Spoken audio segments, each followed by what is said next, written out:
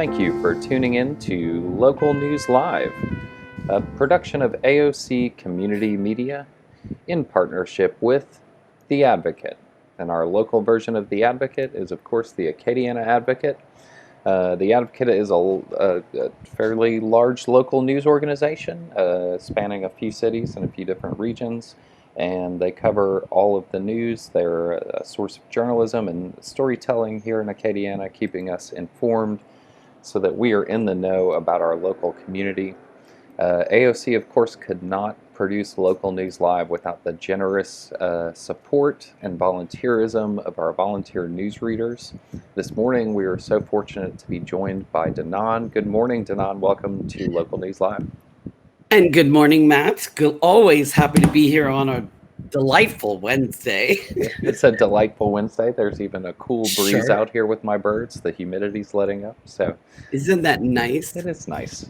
I'm going to walk around in my garden and listen to you deliver us the news on Cypress Street Radio. Well, good. Thank you so much, Matt. Thank you, Danan. Good morning, Acadiana. It is July the 8th, 2020. Yesterday was 772020. That was a interesting number. Today is July the 8th. And here's our news for today. COVID-19 coronavirus, the latest. Acadiana hits a new high by Ben Myers. The Acadiana region again set a 7-day record for new coronavirus cases on Tuesday, the 6th consecutive day that record has been set. Hospitalizations for COVID-19, the disease caused by the novel coronavirus, continue to rise sharply across Southwest Louisiana, with 300 inpatients reported Tuesday in Region 4 and the neighboring Region 5, centered on the Lake Charles area near the Texas border. Hospitalizations had increased 175% in the two regions since June 23. More than half of the net increase in Louisiana hospitalizations in that 2-week period had come from Region 4 and Region 5, which account for about 20% of the state's population.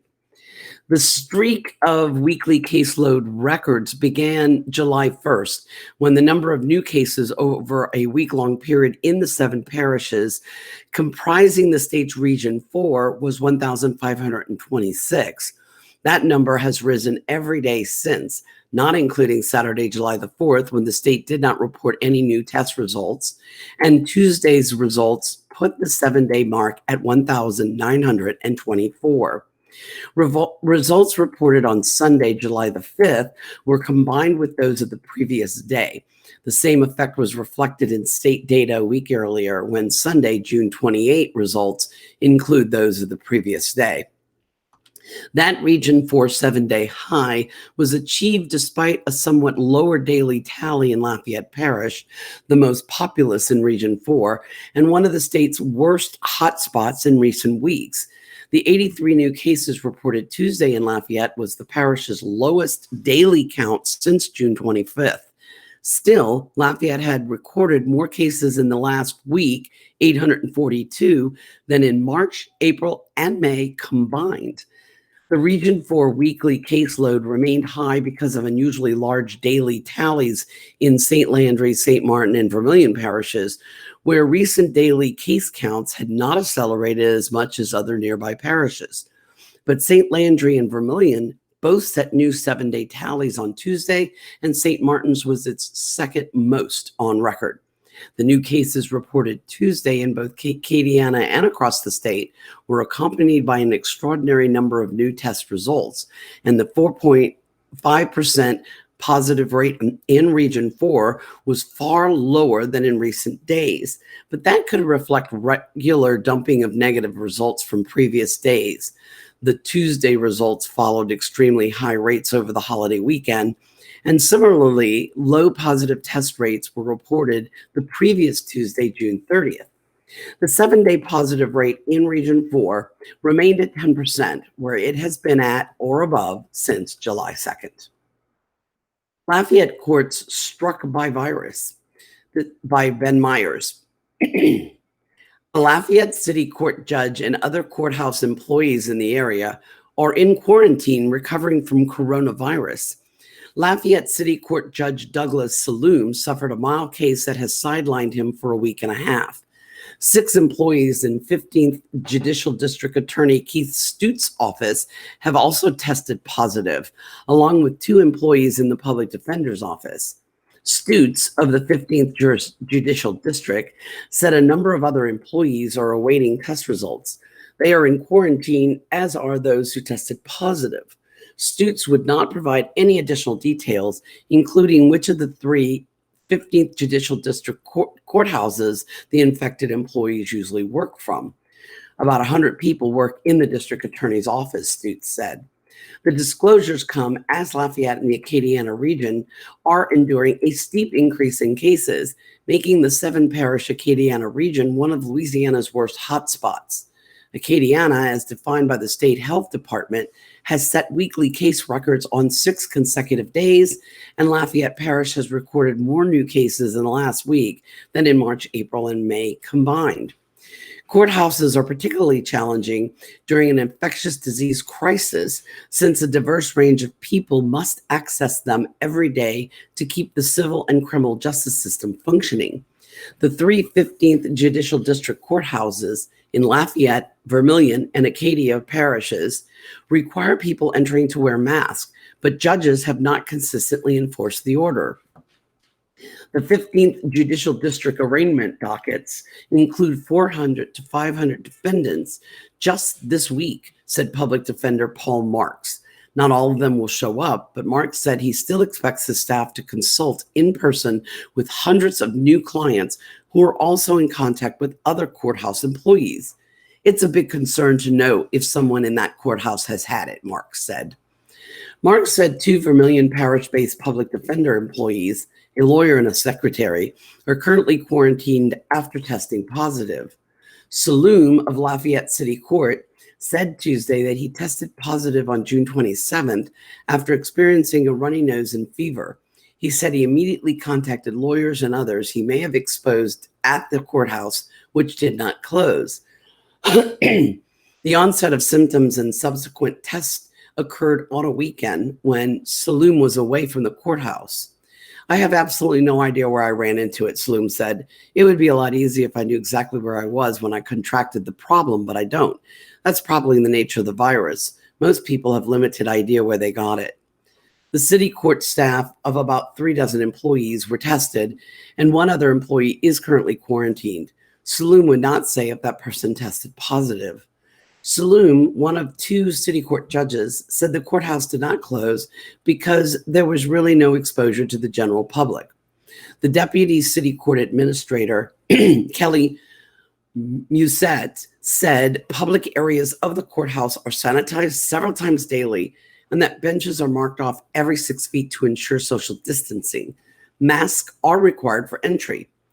Saloom said he's feeling ready to return to work, but he will not do so until he tests negative and gets his doctor's approval.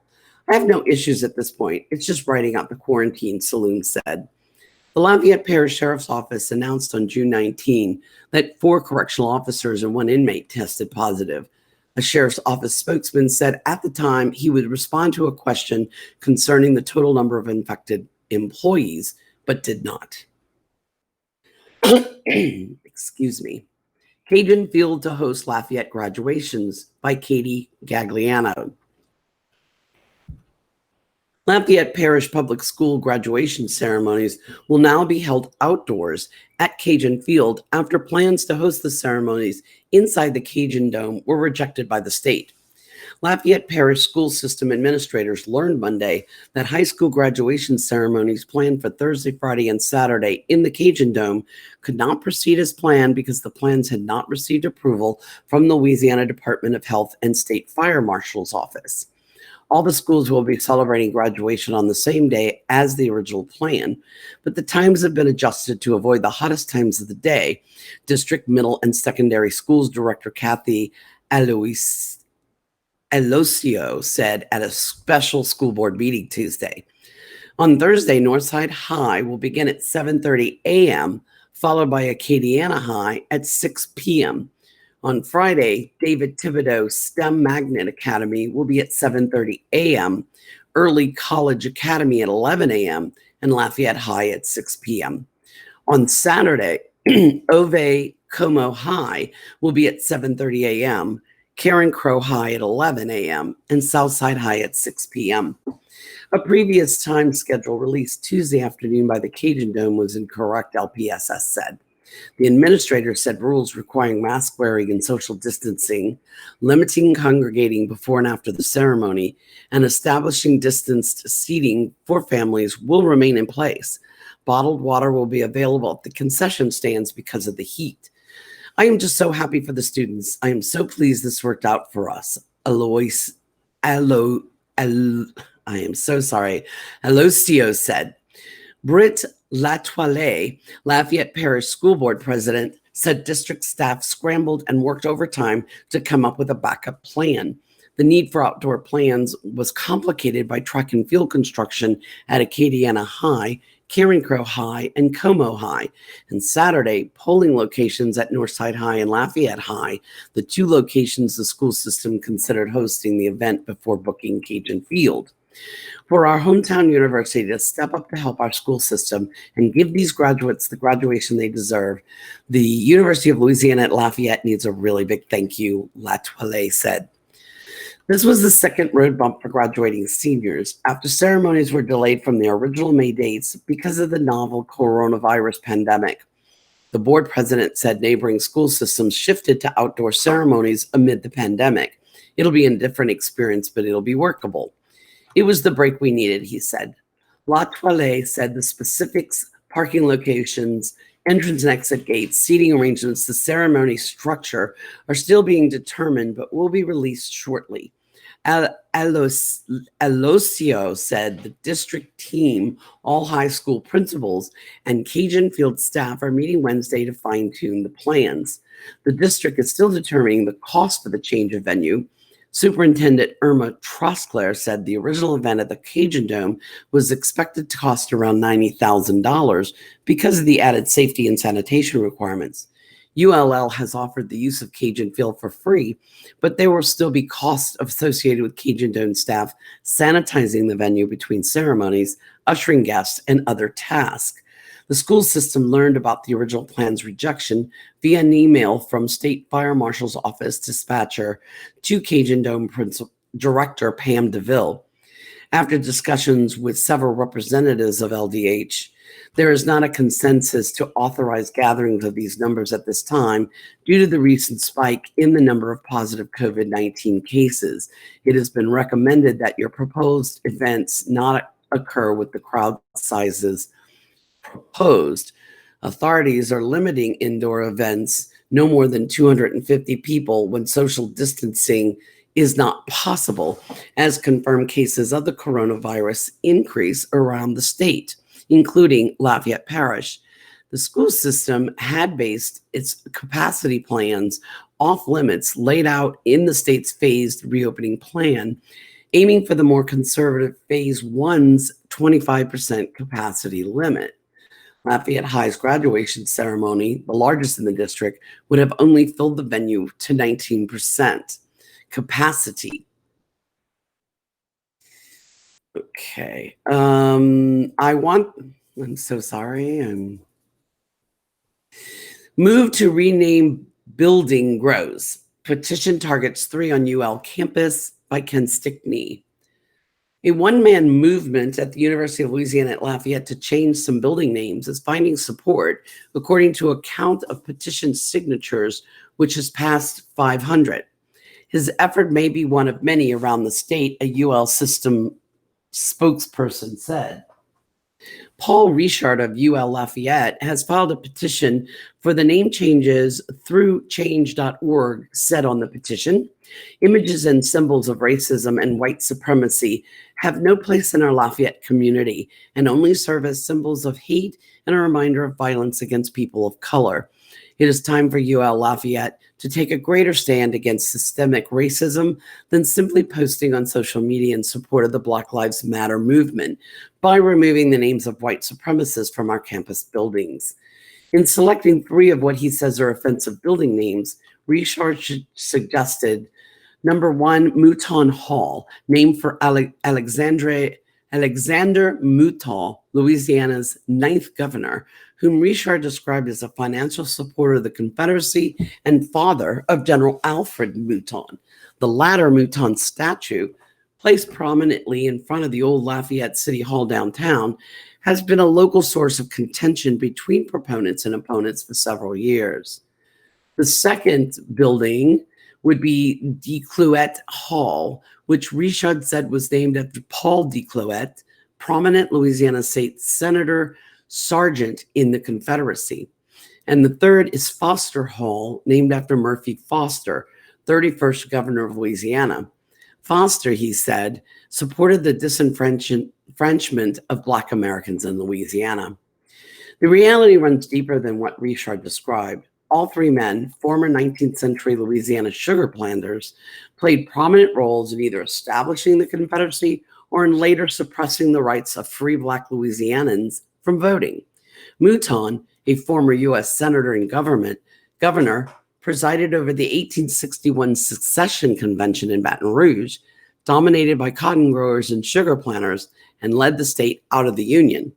Declouet, educated in Virginia, joined the Confederate Army and served the 59th Virginia Infantry in that state for about 6 months and returned to Louisiana, where he served in the Orleans Guard Battalion. He was wounded and captured at Shiloh before he was exchanged and re-upped as a soldier, mostly in the Trans-Mississippi campaigns. He may have served as an officer and was later linked to the White League movement, a paramilitary force that sought to suppress Black Louisiana's rights during Reconstruction. Foster was too young to serve during the war, but was linked to the White League as a leader during the U.S. occupation of Louisiana during Reconstruction. He was a two-term governor in the 1890s and signed the 1898 Constitution, which essentially disenfranchised Black voters in Louisiana and hardened the terms of segregation here under the Civil Rights Movement in the 1960s. His grandson, Murphy Mike Foster Jr., was governor of Louisiana from 1996 to 2004. While governor, he attended law school at Southern University, a historically Black campus. Declouet served in the state legislature during UL Lafayette's earliest years. Foster was a U.S. senator after serving as governor. Union troops used Mouton's expansive plantation near Carencro during the war and freed his 120 slaves. UL Lafayette said little Tuesday after the petition, except to confirm it is reviewing not only the list of buildings named in the petition, but all building names on campus. The University of Louisiana at Lafayette is conducting a historical and scholarly assessment of campus building names, the campus said in an issued statement at mid-afternoon. Historically, buildings on the campus of UL Lafayette were named for people or families who made significant contributions to the university. Buildings are also named to commemorate people whose achievements espouse the university's values, ideals, and academic mission, and whose commitment to success embodies the university's commitment to its students, faculty, and staff members. The Diocese of Lafayette's Office of Communications states Bishop Douglas DeChattel of the Diocese of Lafayette has confirmed with Lafayette Mayor President Josh Guillory that churches are exempt from the updated COVID-19 guidelines now in effect in Lafayette Parish, which limit gatherings to 200 people and mandate the wearing of masks. All Catholic Church parishes in the diocese will continue to operate under the state of Louisiana Phase 2 reopening directives. Bishop DeChattel continues to strongly recommend that parishioners wear masks while attending Mass. Federal lawsuits filed in December plane crash. By Katie Gagliano. The survivors and family members of passengers killed in a December plane crash have filed lawsuits in federal court, challenging the insurance company that insured the aircraft after arguing the company acted with unclean hands in an attempt to limit their ability to sue. The lawsuits filed between Friday and Monday seek damages from the plane's owners, insurance companies, and the pilot's estate, similar to claims filed in state court in May. The federal suits were filed in the U.S. District Court for the Western District of Louisiana in response to a May 6 complaint by Endurance American Insurance Company seeking to cap damages at their $5 million policy limit, prevent additional suits against themselves and those they insured, and enlist the court to determine disbursement of the funds among the parties. The survivors and relatives argued in a June court filing that Endurance's actions are deceitful gamemanship, attempting to undermine their state court lawsuits, which were also filed May 6th, and limit their ability to collect damages. Attorneys claimed Endurance took advantage of their notice to sue and filed first to paint the picture that a legal case was already active and their state filings were redundant. The survivors and relatives have stated they want a jury trial. The lawsuits stem from a small passenger plane crash that killed 5 people on December 28th. The plane crashed shortly after departing Lafayette Regional Airport for Atlanta, Georgia, where the passengers intended to watch LSU play the University of Oklahoma in the Peach Bowl. 4 of the plane's 5 passengers, Carly McCord, Gretchen Vincent, Michael Walker Vincent, and Robert Von Crisp II, and the pilot Ian Briggs, were killed. Stephen Wade Burzas, the sole survivor of the crash, suffered burns over roughly 75% of his body. Christy Danielle Britt, a bystander, suffered burns over 30% of her body when the plane collided with her vehicle in a U.S. Postal Service office parking lot, causing the vehicle to overturn and burst into flames while Britt was inside.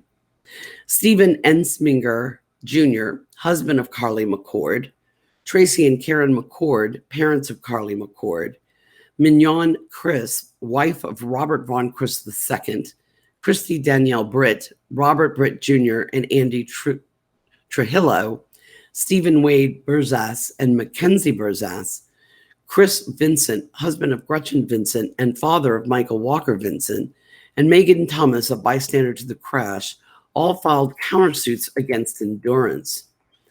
Most also filed suit against Cheyenne Partners LLC, Eagle Air LLC, Global Data Systems, Inc., Southern Lifestyle Development Company LLC, SLD Aircraft LLC, the Travelers Indemnity Company of Connecticut, Rodney Savoy, Charles Vincent, and the estate of Ian E. Biggs. Chris Vincent filed a claim only against Cheyenne Partners, according to court filings. Attorneys for the survivors and victims' family members argued in court documents that Insurance acted underhandedly to secure first filing rights and capitalize on Louisiana legal restrictions that limit lawsuits in a state court when the same lawsuit is proceeding through federal court. They said 2 of Endurance's insured, Cheyenne Partners and Eagle Air, have already weighed Endurance's federal action as a sword to solve their state lawsuits. Endurance made similar arguments in the state court lawsuits, arguing the federal lawsuit was opened first and all proceedings should be channeled through one venue. Cypress Bayou Casino lays off 229. It's the story by Adam Daigle. Cypress Bayou Casino in Sharonton let go of 229 employees on July 1st after experiencing significant losses due to the COVID-19 shutdown. The casino, which is owned by the Chitimacha tribe of Louisiana, issued a Worker Adjustment and Restraining Notifications Act letter to state workforce officials June 25th of its staff reduction, one of several casinos to lay off a significant amount of workers related to the coronavirus. Casinos in Louisiana were shuttered for nearly 2 months by emergency orders aimed at stemming the spread of the coronavirus, but were allowed to reopen at limited capacity in mid-May. The layoffs will be permanent, casino officials said. Our business has been severely impacted by the virus and has had to make difficult decisions to substantially reduce operations, Human Resources Director Linda Neze wrote. The reductions cover several areas of the casino, including 35 dealers, 16 banquet servers, and 12 cooks. Federal law requires large companies to give a 60-day notice prior to plant closures or mass layoffs. Casino officials, Nezzi wrote, was unable to provide a 60-day notice due to the many unforeseeable circumstances during the pandemic. Other casinos in the state had layoffs at the end of June, including 441 at the L'Auberge Casino Resort in Lake Charles, 347 at the Margaritaville Resort Casino in Bossier City, and 197 at the Boomtown New Orleans in Harvey. Earlier this month, Evangeline Downs Racetrack and Casino in Opelousas let go of 246 employees as a result of losses suffered from the COVID-19 shutdown. Iberia's Aubrey Osbury retires after 63-year teaching career, by Katie Gagliano. After 63 years in education, Iberia Parish educator Aubrey Osbury is retiring at the top of her game, leaving what friends say is a legacy of compassion, determination, and professionalism that's unrivaled in her hometown. The Iberia Parish School District held a retirement parade for Osbury last week, celebrating her final week with the system after more than 6 decades of service. Co-workers, teacher mentees, and former students piled into their cars and drove by, waving signs, delivering flowers, and offering celebratory honks to honor the local education icon. The 85-year-old Osbury said the outpouring of affection was overwhelming. Not one to cry in public, the veteran educator said she found herself on the brink of tears several times. "I'm a very religious person, and I try to treat everyone fairly, but I didn't know I was making such an impact," Osbury said. Osbury, a native of New Iberia, grew up the impoverished child of sharecroppers. Her parents were determined to push their 3 children toward better horizons and insisted education was their ticket away from poverty. Osbury said she and her brothers were mocked by other children for dragging their school books home each day, but they dutifully study and explain their readings to their parents or run down the street to find a neighbor who could help them with their homework. Unable to read themselves, her parents knew the pain of having limited access to knowledge and opportunity. "They told me they felt handicapped. My mom said it was like having eyes and you can't see," she said. Osbury graduated from Jonas Henderson High School in 1953, bound for Grambling College, now Grambling State University, where she studied elementary education. She worked her way through school, cleaning houses in the mornings and evenings around classes before studying by lamplight at night. The path to teaching wasn't clear to Osbury. As a young woman, she was determined to become an actress and perform in New York or California before a Grambling counselor steered her in a new direction. The counselor suggested she channel her talents into a career with better economic stability where she could also make a difference. He said to me, "Why don't you make the classroom your stage?" And that was the best idea that was ever given to me, that the classroom would become my stage, she said.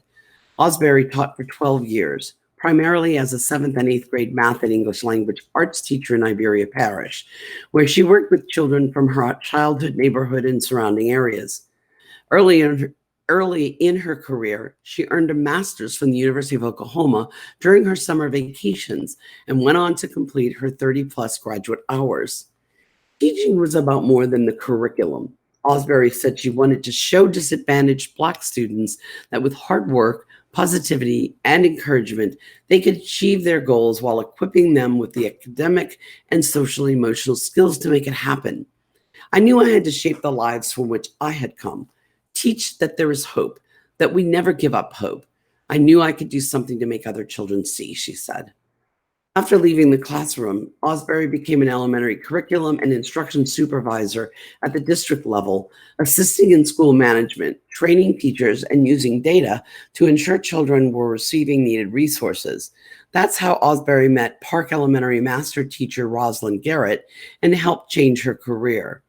21 years ago, Garrett was a new mother stepping into public school classroom for the first time after a 3-year teaching hiatus and a background in private school education. Garrett was nervous and wanted, beyond just surviving, to be the best teacher she could. One day during a school visit, Osbury approached Garrett and recommended her for a committee. "She saw talents and gifts in me that I did not see at the time.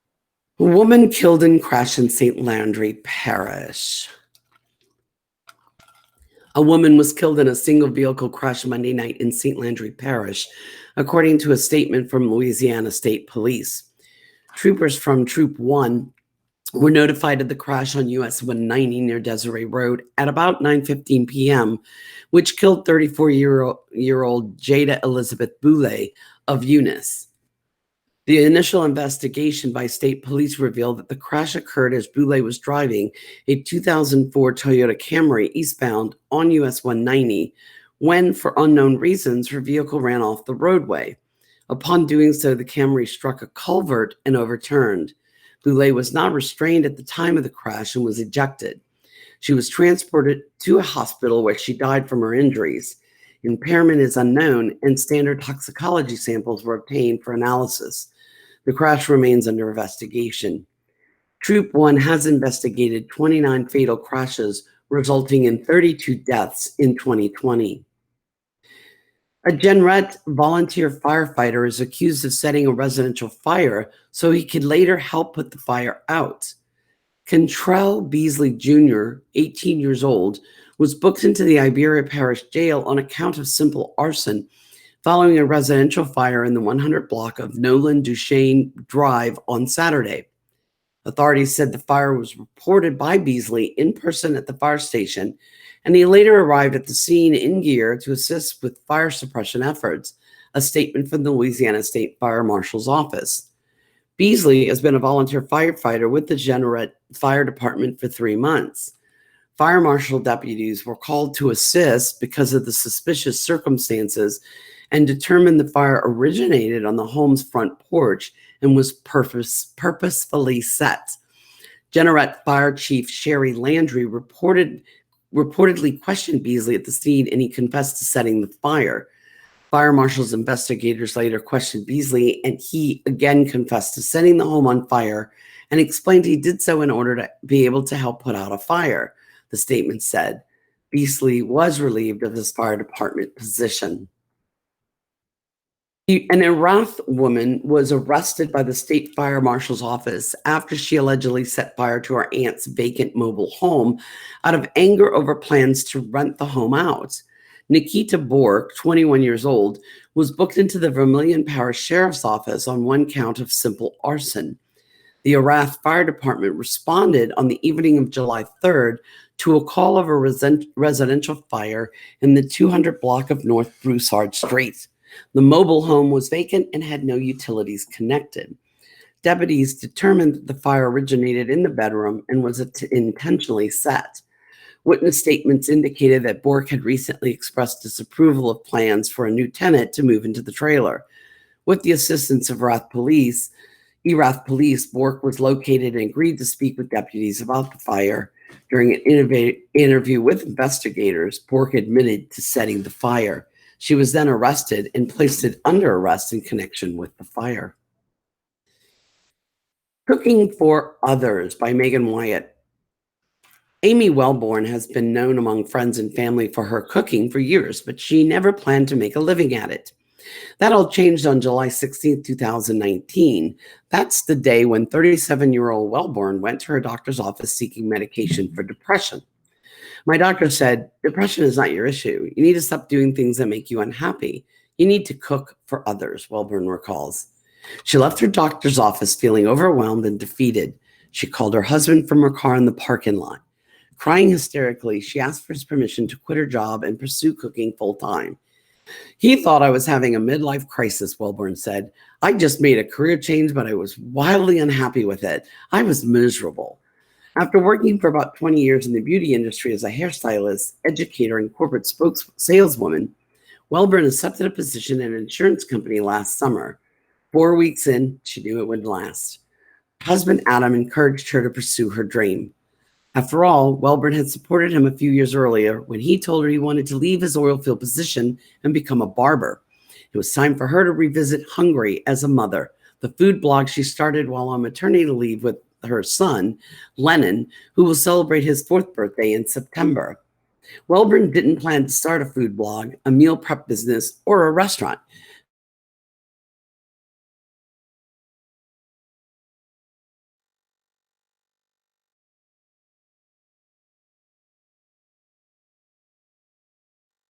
and share her recipes with those who'd been asking for them. She thought the blog could one day become a cookbook. It was that doctor's visit last summer that pushed her to expand the brand into a keto meal prep business.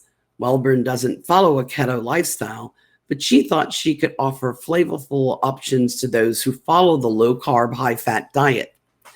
Keto was just a big thing when I decided to do meal prep, Wellborn said. I just felt really confident that I could do it and make it taste better than most people. I took a lot of dishes that I made at home and made changes to them so they could be keto friendly. The first week, she had 38 orders. The next week, she had 88 orders. Wellborn quickly realized she would need to move from her home kitchen to a commercial kitchen to keep up with the demand. In November, she came across a small kitchen with a drive-through window in Broussard. It was a whole nother mortgage, Wellborn said. And as I was like, I think I'm going to open a restaurant, which was completely crazy because I've never worked in the restaurant business. Wellborn opened Hungry as a Mother on December 9th in a 500 square foot kitchen on South Morgan Avenue. In addition to serving portioned, ready-to-eat keto meals to her loyal customers, Wellborn offered daily plate lunch specials, burgers, and sandwiches. She serves both keto and indulgent options that allow a customer to build a plate lunch that can range from completely keto-friendly to completely indulgent. Employees of oilfield service companies and other nearby businesses and restaurants soon became regular customers. To her disbelief, Wellborn turned a profit that first month in business. It was just $10, but she didn't expect to see profits until at least 1 year in, which is standard for the restaurant industry. Wellborn and her 2 employees continue to see success into the new year, even as restaurants close their dining rooms in mid-March to help slow the spread of the novel coronavirus.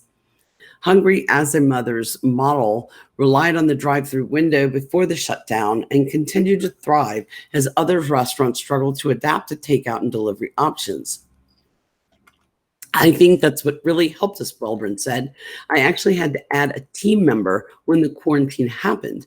I think a lot of people gave us a try because their normal spot was closed. Hungry as a Mother's menu changes daily and is an eclectic mix of the food she grew up along with other things she enjoys cooking and eating. There are plenty of Cajun options along with specialties she grew up eating at her grandmother's home in the Houma region. Okay. I'm sorry. I am looking for searches on for next king or queen of Louisiana seafood. The search is on for the next chef who will be crowned king or queen of Louisiana seafood. Chefs from across the state who meet eligibility requirements have until July 13th to apply at lacfood.wuf.com/forms/M1DS20Y 3198MOFD.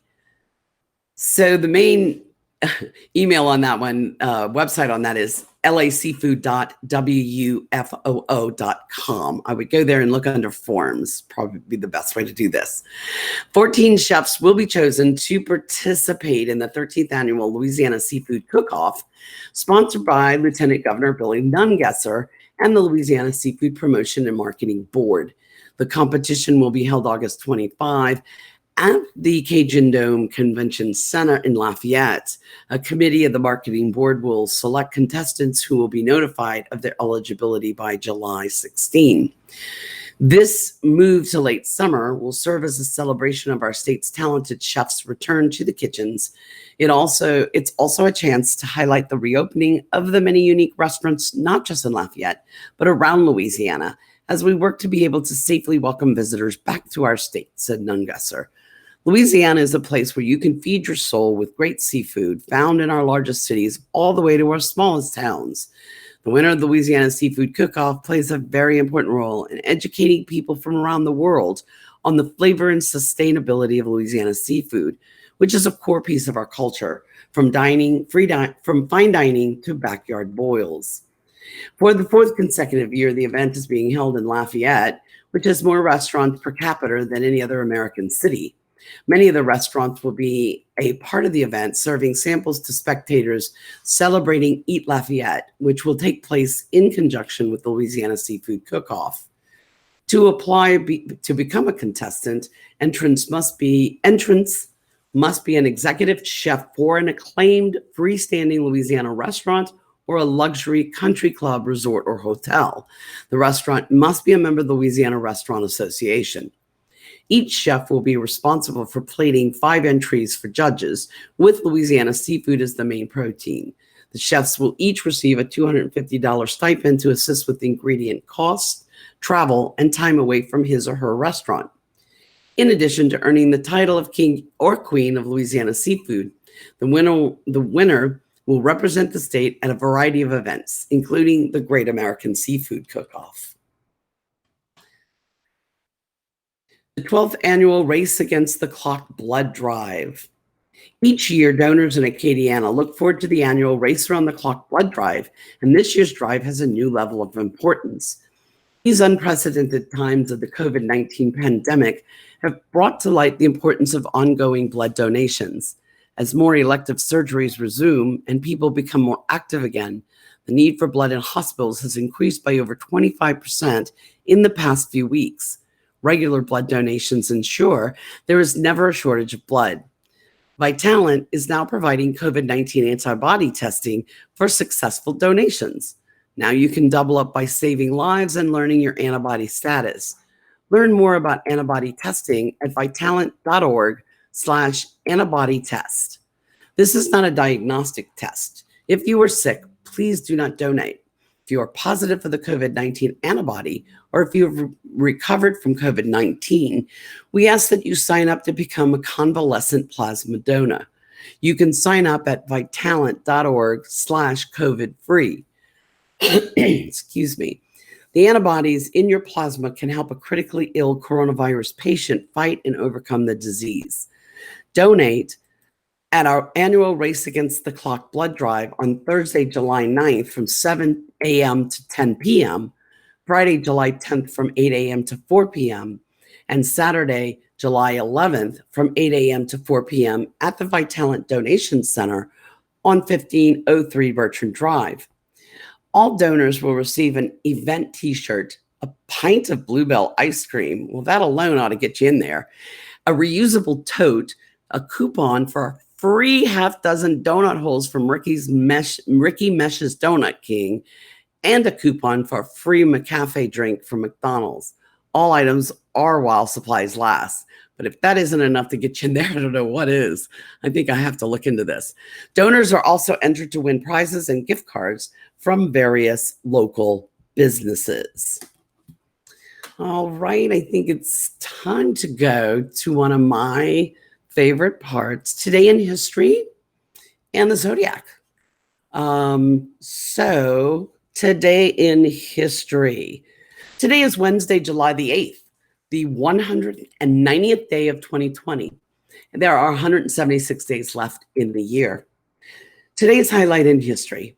On July 8th, 2000, Venus Williams beat Lindsay Davenport 6-3, 7-6 in 3 sets for her first Grand Slam title, becoming the first Black female champion at Wimbledon since Althea Gibson in 1957-58. On this date, in 1776, Colonel John Nixon gave the first public reading of the Declaration of Independence outside the State House, which is now Independence Hall in Philadelphia. In 1889, the Wall Street Journal was first published. In 1947, a New Mexico newspaper, the Roswell Daily Record, quoted officials at Roswell Army Airfield as saying they had recovered a flying saucer that crashed onto a ranch. Officials then said it was actually a weather balloon. To this day, there are those who believe what fell to Earth was an alien spaceship carrying extraterrestrial beings. In 1950, President Harry S. Truman named General Douglas MacArthur Commander-in-Chief of UN forces in Korea. Truman ended up sacking MacArthur for insubordination 9 months later. In 2011, Atlantis thundered into orbit on a cargo run that would close out the 3-decade U.S. space shuttle program. In 2014, President Barack Obama appealed to Congress for $3.7 billion in emergency spending to deal with the immigration crisis on the nation's southern border, where unaccompanied children were showing up by the thousands. Republican lawmakers rejected the request. In 2018, divers rescued 4 of the 12 boys who'd been trapped in a flooded cave in northern Thailand with their soccer coach for more than 2 weeks. The remaining 8 boys and their coach were rescued over the next 2 days. 10 years ago, the largest spy swap between the U.S. and Russia since the Cold War unfolded as 10 people accused of spying in suburban America pleaded guilty to conspiracy and were ordered deported to Russia in exchange for the release of 4 prisoners accused of spying for the West.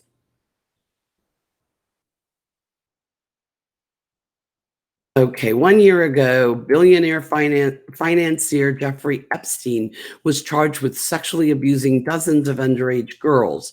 The newly unsealed federal indictment came more than a decade after he secretly cut a deal with federal prosecutors to dispose of nearly identical allegations.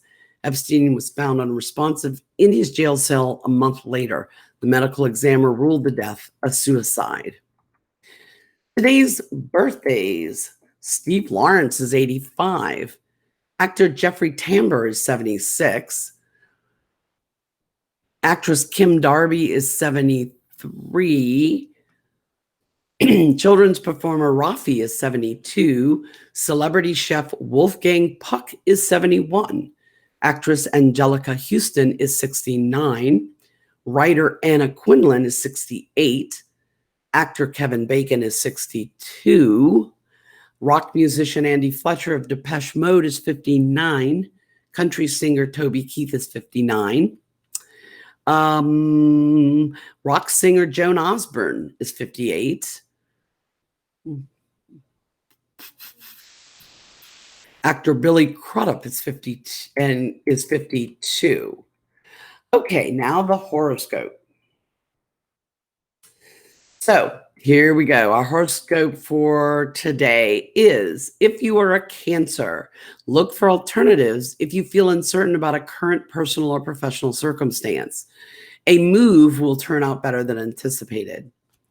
Leo, update legal documents. Get the lowdown on how to benefit from institutional grants, offers, and loopholes. Staying well informed will lead to gains. Romance is favored. Virgo, call in a favor and reach out to someone who can provide information that will help you get through a tough time. A partnership will prove beneficial. Libra, spend more time with upbeat people, youngsters, or loved ones. Sharing thoughts and feelings digitally or in person will enrich your life. Scorpio, don't fight the inevitable. Adapt and look for the best route to take. Intelligence, creativity, and your instincts will help you reach your destination of choice. Sagittarius, keep your emotions out of sight and your opinions to yourself. The emphasis you put on health, diet, fitness, and overall personal improvement will serve you well. Romance is featured. Capricorn, how you handle your money, joint ventures, and domestic and professional affairs will require adjustment. Look for an innovative way to take advantage of a financial opportunity. Aquarius, deep breath in, deep breath out. Strive to acquire peace of mind and physical relaxation. Spend time with loved ones. Personal growth will lead to happiness. Pisces, how you react to others will determine how well others relate to you. Use common sense to avoid getting into an offensive situation. Offer kindness to gain peace of mind. Aries, pick up the pace. Set physical goals that will encourage better health. Spend less time talking and more time taking care of business. If you love someone, say so. Taurus, do what's practical. Don't let your emotions push you in the wrong direction. You have so much to gain if you make the right choices. Do what's right and best for you. And Gemini, remembering a past incident will help you make a wise choice now. Stay focused on what you can do to improve your position and how you present yourself to others. That's the horoscope for today. Remember, it's an entertainment feature and is not based on scientific fact. AOC teams up with the United Way of Acadiana for Learn United. The United Way of Acadiana has teamed up with AOC and other local educational groups for Learn United, bridging the digital gap to provide educational resources for households that don't have internet but do have a television. The Learn United programs air weekdays from 8 to 2 on AOC2 Cox 16/LUS 4 and streaming at aocinc.org/watch. For the daily schedules and to submit content for the program, visit the United Way of Acadiana website, unitedwayofacadiana.org/learn-united. And as we leave today, I'm going to talk to you about if you're feeling overwhelmed with stress, fear, and anxiety about the uncertainty surrounding this pandemic emergency, there is a special Keeping Calm Through COVID hotline that you can call. This connects you to trained, compassionate counselors who can offer support and who can direct you to mental health and substance abuse counseling services. Trained counselors available 24/7, and all calls are confidential. So if you're feeling stressed or you have a little anxiety, and don't we all at this time, don't be afraid to pick up the phone and call 866-310-7977. That's 866-310-7977. Well, it's 9:56. I guess my time is up. That's all the news we have for you today for July 8th, 2020. Be careful out there. Wear your mask. Be nice to each other and kind. Listen and follow directions for this pandemic. It's stressful, but I think if we just all go along, we'll be fine. Thank you. Matt, it's all yours. Thanks, Danon. Thank you so much for reading the news this morning. We appreciate you reading the news. Thank you so much for reading the news this morning. And that is a wrap for Local News Live. Thanks, everybody, for tuning in.